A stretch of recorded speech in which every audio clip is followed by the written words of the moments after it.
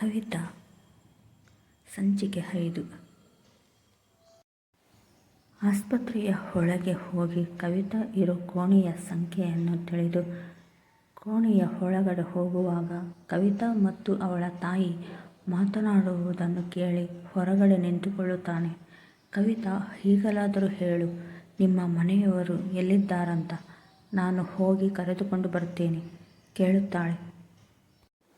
ಅಮ್ಮ, ನನ್ನ ತಾಯಿ ಮತ್ತು ನಮ್ಮ ಮಾವ ವಿಕಾಸ್ ಇದೇ ಊರಲ್ಲೇ ಇದ್ದಾರೆ. ನಾನು ಅವರ ಕಚೇರಿಯಲ್ಲೇ ಕೆಲಸ ಮಾಡ್ತಿದ್ದೀನಿ ಅಂದಾಗ ಹೊರಗೆ ನಿಂತ ವಿಕಾಸನಿಗೆ ಆಶ್ಚರ್ಯವಾಯಿತು. ಕವಿತಾ ತನ್ನ ಮಾತನ್ನು ಮುಂದುವರಿಸುತ್ತಿದ್ದಳು. ನನಗೆ ಮೆದುಳು ಕ್ಯಾನ್ಸರ್ ಇದೆ, ಹೆಚ್ಚು ದಿನ ಬದುಕಿರೋಲ್ಲ ಅನ್ನೋದು ಅವರಿಗೆ ಗೊತ್ತಾದರೆ ಅವರಿಗೆ ತುಂಬ ಸಂಕಟವಾಗುತ್ತೆ. ಅದಕ್ಕೆ ನಾನು ಗೊತ್ತಿದ್ರೂ ಪ್ರತಿದಿನ ನನ್ನ ವಿಕಾಸ್ನನ್ನು ನೋಡುತ್ತಾ ನನ್ನ ನೋವನ್ನು ಮರೆಯುತ್ತಿದ್ದೆ. ಯಾವುದೋ ಫೈಲಿಗೆ ಸಹಿ ಹಾಕಿಸಿಕೊಳ್ಳುವ ನೆಪ ಮಾಡಿಕೊಂಡು ಅವರ ಮನೆಗೆ ಹೋಗಿ ನನ್ನ ತಾಯಿಯನ್ನು ನೋಡಿ ಬಂದೆ ಎಂದು ಕವಿತಾ ತನ್ನ ಮಾತು ನಿಲ್ಲಿಸಿದಾಗ ಹೊರಗೆ ನಿಂತಿದ್ದ ವಿಕಾಸನಿಗೆ ಕವಿತಾಳಿಗೆ ಮೆದುಳು ಕ್ಯಾನ್ಸರ್ ಇರೋದು, ಅವಳು ಹೆಚ್ಚು ದಿನ ಇರೋಲ್ಲ ಎನ್ನುವುದನ್ನು ಕೇಳಿ ಶಾಕ್ ಆಗಿದ್ದ. ನಂತರ ಒಳಗಡೆ ಹೋದಾಗ ವಿಕಾಸ್ನನ್ನು ನೋಡಿದ ಕವಿತಾಳಿಗೆ ಶಾಕ್ ಆಯಿತು. ಸರ್, ನೀವು ಎಂದು ಚೂರು ಶಾಕ್ನಿಂದಲೇ ಕೇಳುತ್ತಾಳೆ. ಎಲ್ಲ ವಿಚಾರ ತಿಳಿದ ವಿಕಾಸ್, ಕವಿತಾ, ಯಾಕೆ ನನ್ನ ಹತ್ತಿರ ಸತ್ಯ ಮುಚ್ಚಿಟ್ಟೆ ಎಂದು ವಿಕಾಸ್ ಹೇಳಿದಾಗ ಕವಿತಾಳಿಗೆ ಏನು ಹೇಳಬೇಕೋ ತೋಚಲಿಲ್ಲ. ಕವಿತಾ, ನೀನು ಸಮುದ್ರದಲ್ಲಿ ಮುಳುಗಿದ್ದೆ, ಅದು ಹೇಗೆ ಎಂದು ಪ್ರಶ್ನಾರ್ಥವಾಗಿ ಕೇಳಿದ ವಿಕಾಸ್.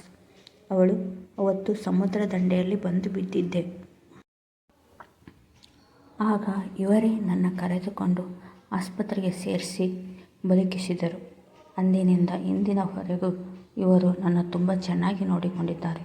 ನಾನು ಎಲ್ಲ ಕಡೆ ನಿಮ್ಮನ್ನು ಹುಡುಕೋಕೆ ಪ್ರಯತ್ನಪಟ್ಟೆ, ಆದರೆ ನೀವು ಸಿಗಲಿಲ್ಲ. ಕೊನೆಗೆ ಒಂದು ದಿನ ನನಗೆ ಮೆದುಳು ಕ್ಯಾನ್ಸರ್ ಇರೋದು ಗೊತ್ತಾಯಿತು. ಆಮೇಲೆ ನಾನು ಹುಡುಕೋ ಪ್ರಯತ್ನ ಬಿಟ್ಟೆ.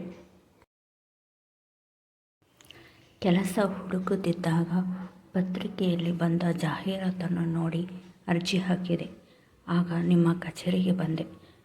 ನೀವು ನನ್ನ ಸಂದರ್ಶನ ಮಾಡದೆ ಹಾಗೆಯೇ ಕೆಲಸಕ್ಕೆ ಸೇರಿಸಿಕೊಂಡ್ರಿ. ಒಂದು ದಿನ ನಿಮ್ಮ ಕಚೇರಿಯಲ್ಲಿ ತೂಗಾಕಿದ್ದ ನಾನು ಬರೆದ ಕವಿತೆಯನ್ನು ನೋಡಿದ ಮೇಲೆ ನನಗೆ ತುಂಬ ಖುಷಿಯಾಗಿತ್ತು. ನಾನೇ ಕವಿತಾ ಅಂತ ನಿನ್ನ ಹತ್ತಿರ ಹೇಳಬೇಕೆಂದುಕೊಂಡೆ, ಆದರೆ ನನಗೆ ಮೆದುಳು ಕ್ಯಾನ್ಸರ್ ಇರೋದು ಗೊತ್ತಾದರೆ ನಿಮಗೆ ಸಂಕಟವಾಗುತ್ತೆ ಅಂತ ನಾನು ಸತ್ಯ ಹೇಳಿಲ್ಲ ಅಂತ ಕವಿತಾ ತನ್ನ ಎಲ್ಲ ವಿಚಾರ ಹೇಳಿದಳು. ವಿಕಾಸನಿಗೆ ಏನು ಹೇಳಬೇಕೋ ತೋಚಲಿಲ್ಲ. ಸುಮ್ಮನೆ ನಿಂತಿದ್ದ. ಮಾವ, ಅಮ್ಮ ಹೇಗಿದ್ದಾರೆ? ಸಾಯುವ ಮುನ್ನ ಒಂದೇ ಒಂದು ಬಾರಿ ಅಮ್ಮನನ್ನು ನೋಡಬೇಕೆನಿಸುತ್ತದೆ.